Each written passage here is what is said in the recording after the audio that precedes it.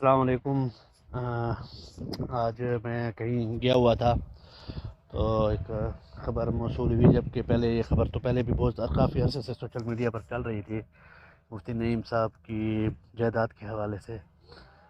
تو social media pages پر ان کے bank accounts کے حوالے سے اور ان کی جائیداد کے حوالے سے کچھ خبریں چلیں، لیکن ابھی وہ تو چلو جو بھی تھا، لوگ پروپیگنڈا کرتے رہتے ہیں سوشل میڈیا پر، لیکن ابھی جو ایک سوشل میڈیا ٹی وی ہے، Googly T news TV, اس نے جو ایک پروپیگنڈا کیا ہے اور جھوٹی باتیں پھیلائی ہیں، تو بڑا افسوس ہوا کہ ایک سوشل میڈیا کافی ویڈیوز بھی بناتے رہتے ہیں، نیوز بھی دیتے رہتے ہیں اور انویسٹیگیشن نیوز بھی دیتے رہتے ہیں، تحقیقات کر کے دیتے رہتے ہیں۔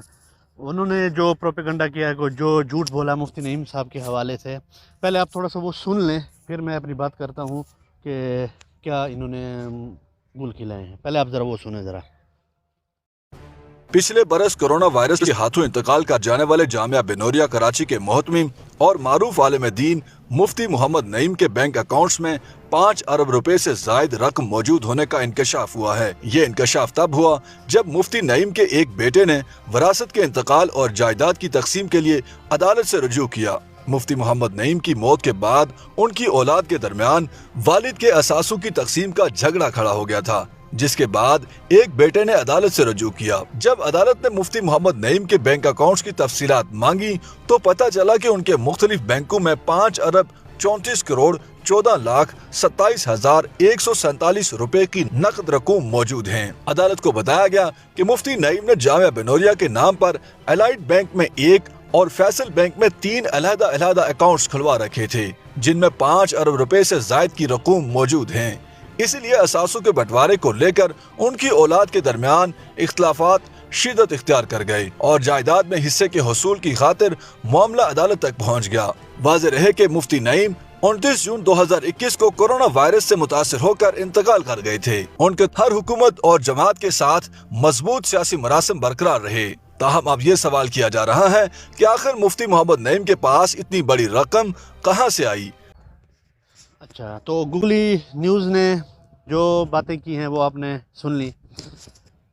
مجھے تو یہ حیرانی ہوتی ہے کہ کس قسم کی یہ تحقیقات کرتے ہیں، اور ان کو پتہ نہیں کہاں سے جھوٹ بولنے کا بھی اتنا فن آ جاتا ہے کہ ان کو پڑھنا تک بھی نہیں آتا۔ حالانکہ پہلے پیج پر، جو میں آپ کو بھی دکھاتا ہوں اسکرین پر، اس پر واضح طور پر 4 بینک اکاؤنٹس لکھے ہوئے ہیں، اور 4 بینک اکاؤنٹس کی ٹوٹل رقم جو ہے نا وہ 5 کروڑ ہے، اور آخر میں اشاریہ 47 روپے ہیں، اشاریہ 47 پیسے۔ تو اشاریہ 47 پیسے کو بھی انہوں نے کنورٹ کر دیا روپوں میں، جو کہ 5 ارب روپے جا کر بن گئے۔ اشاریہ کو انہوں نے نہیں سمجھا۔ یہی تو ان کی تحقیقات کا اب لیول ہے، اسی سے آپ اندازہ لگائیں گے کہ آگے انہوں نے کتنے جھوٹ بولے ہیں۔ تو مفتی نعیم صاحب ماشاءاللہ سے میرے سے استاد بھی ہیں، تقویٰ کے بہت بڑے پہاڑ تھے، بخاری شریف کتنے عرصے سے ماشاءاللہ سے وہ پڑھا رہے تھے۔ تو مجھے بھی ابھی دوست نے یہ ویڈیو بھیجی کہ بھائی گوگلی نیوز نے یہ آپ کے استاد محترم کے حوالے سے یہ بنائی ہے، تحقیق کی ہے، آپ کیا کہتے ہیں اس بارے میں؟ تو میں نے جب دیکھا تو میری تو ہنسی چھوٹ گئی کہ بھائی 5 ارب، جس ادارے کو 5 کروڑ روپے پڑھنا نہیں آتا، اس نے 5 کروڑ کو 5 ارب روپے بنا دیا ہے، اس کی تحقیقات کا لیول کیا ہوگا؟ اچھا، پھر جھوٹ بولا کہ بھی ان کی بیوی اور بچوں میں جائیداد کا تنازع ہو گیا، لڑائی ہوگی اور کورٹ میں چلے گئے ہیں بٹوارے کے حساب سے۔ تو یہ دوسرا جھوٹ بولا۔ حالانکہ سب لوگ جانتے ہیں قانون کے مطابق جب بھی کوئی بندہ فوت ہو جاتا ہے، اگر اس کے اکاؤنٹ میں کچھ پیسے پڑے ہوئے ہیں تو وہ تھرو پراپر چینل ہی نکلتے ہیں۔ اب ہم جیسے غریب لوگ ہوں گے تو ظاہری بات ہے، ان کے تو 15-20 ہزار روپے ہوں گے تو شاید وہ نکال لیتے ہوں گے اے ٹی ایم کے تھرو، ان کا تو زیادہ مسئلہ نہیں ہے۔ تو جو ادارہ جس کا ماہانہ خرچہ تقریباً 2 کروڑ روپے ہو، ماہانہ خرچہ صرف جس ادارے کا 2 کروڑ ہو، اس کے مالک کے اکاؤنٹ میں اگر 5 کروڑ روپے پڑے ہوئے ہیں، یہ کوئی زیادہ رقم تو میرے خیال میں نہیں ہے، ٹھیک ہے؟ تو ظاہری بات ہے اس کے اکاؤنٹ میں اگر 5 کروڑ روپے پڑے ہوئے ہیں تو وہ ویسے تو نہیں نکلتے کہ جا کے چیک بھرا اور جا کے نکال لیا۔ تو اس کا ایک پراپر طریقہ ہے۔ پراپر طریقہ یہی ہے کہ آپ عدالت میں جائیں گے، جج کے پاس جائیں گے، آپ سیکشن آرڈر لیں گے، پھر ہی جا کے وہ پیسے آپ کے ریلیز ہوں گے۔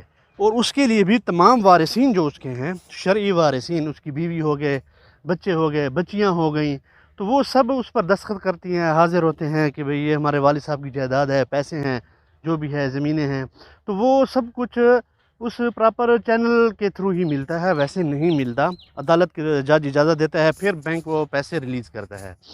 تو امید ہے آپ کو بات سمجھ آ گئی ہوگی کہ وہ 5 کروڑ روپے جو ان کے بیوی اور بچوں کے درمیان جو ریلیز ہوئے، تو وہ تھرو پراپر چینل ریلیز کرنے کی درخواست دی گئی تھی۔ ایسا نہیں ہے کہ ان کے بٹوارے کوئی اللہ معاف کرے کوئی تنازع تھا۔ پچھلے دنوں بھی، ابھی 2 دن پہلے انہوں نے ایچ ای سی کے ساتھ بنوریا کا جو معادلہ کا معاہدہ ہوا ہے، اس پر بھی دونوں بھائی موجود تھے۔ تو لہٰذا اس بات کو سمجھنے کی کوشش کرنی چاہیے کہ کیا سین ہے، کیا ایسے خواہ کسی کے اوپر پراپیگنڈا اور جھوٹی بات نہیں پھیلانی چاہیے۔ تو امید ہے کہ آپ کو بات سمجھ آ گئی ہوگی۔ اس کے علاوہ بھی جو انہوں نے باتیں کی ہیں کہ مدرسہ کیسے بنا اور یہ وہ، جو جس نیوز چینل کے تحقیق کا لیول یہ ہو کہ جو 5 کروڑ کو 5 ارب روپے بنا دے، تو اس کی باقی باتوں پر کس طرح اعتبار کیا جائے گا۔